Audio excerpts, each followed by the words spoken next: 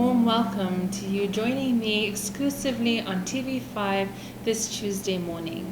If you're tuning in from outside of homeland Samoa, and if this is your first time joining us from Fresh from the Word Daily Devotionals, welcome. The Uniting Christian Church of Samoa is excited to be part of your spiritual journey today. Friends, we continue with the book of Matthew, chapter 2, beginning verse 7 to 12, and it reads, Then Herod, when he had privily called the wise men, inquired of them diligently what time the star appeared. And he sent them to Bethlehem, and said, Go and search diligently for the young child, and when ye have found him, bring me word again, that I may come and worship him also. When they had heard the king, they departed, and lo, the star, which they saw in the east, went before them, till it came and stood over where the young child was. When they saw the star, they rejoiced with exceeding great joy. And when they came to his house, they saw the young child with Mary, his mother, and fell down and worshipped him. And when they had opened their treasures, they presented unto him gifts, gold and frankincense and myrrh. And being warned of God in a dream that they should not return to Herod, they departed into their own country another way. Let us pray.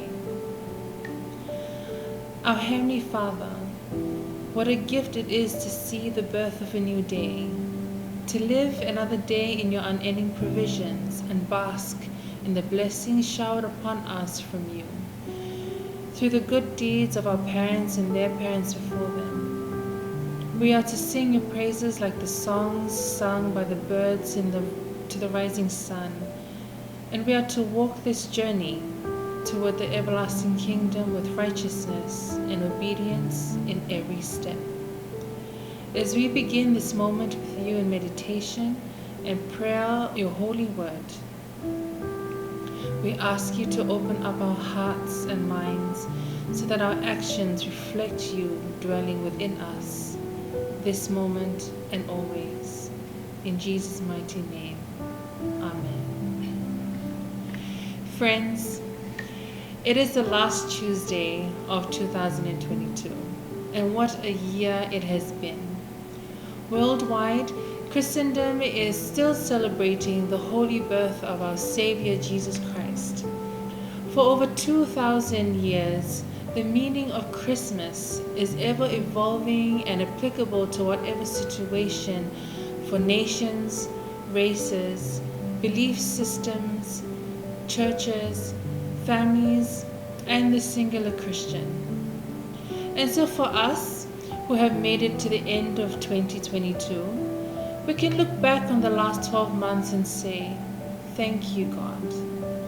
Thank you, God, for the year of unexpected challenges and growth, but most importantly, for being the guiding light for every step that we had taken. One most common challenge that we all share is COVID, and with it, we all had to learn patience like we've never had to learn before. So our theme this morning is, it is not too late to find great joy. It is human nature to set goals, initiate effective plans and schedules to make those goals living and breathing realities. To build your dream house, to have that long overdue family reunion, to buy that car, to finish that degree, the list is endless. It is also human nature to be greatly disappointed when the realizations of one's heart's desires are too far off in the distance to even remain hopeful.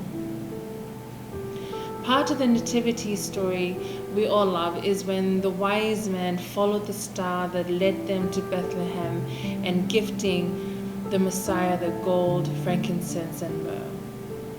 The image of the nativity scene where the three kings from the Orient laid their gifts at the foot of a newly born babe has somewhat obscured the facts.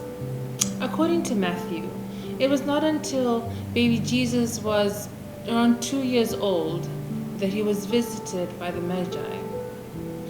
The intention, the gift-bearing travelers, was to see the fulfillment of the prophecy and pay homage to the King of mankind, born in a lowly manger. To meet, see, and pay homage was to give them everlasting joy. God specifically chose the word joy and not happiness. The distinct difference between the two is that happiness is something you feel when you once achieve something, an elation born out of receiving something like a degree after working very hard for 3 years, or a job promotion.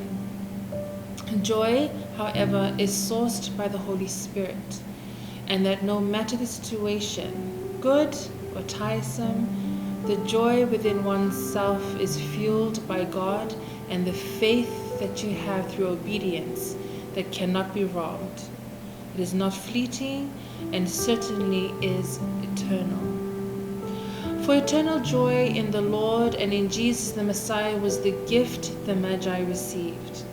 That we receive this epiphany and the countless many to come. Even if they made it on time to witness the holy birth, the joy burning in their spirits to last 2 millennia of Christendom is found in the carols that we sing today and the reenactment of gift-giving to friends and loved ones. Friends, let us believe wholeheartedly, with faith and thanksgiving this Christmas season, the gift of great joy. The joy that surpasses all human achievements, most importantly, the joy from God that lifts the weary spirit in hard times and prolonged times, so that we keep singing His praises. Let us pray. Dear God, what a gift you have freely given us this Christmas season.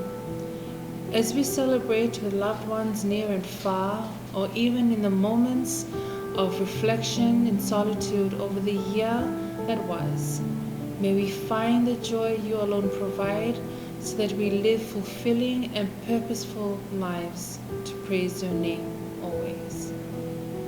In Jesus' mighty name, Amen.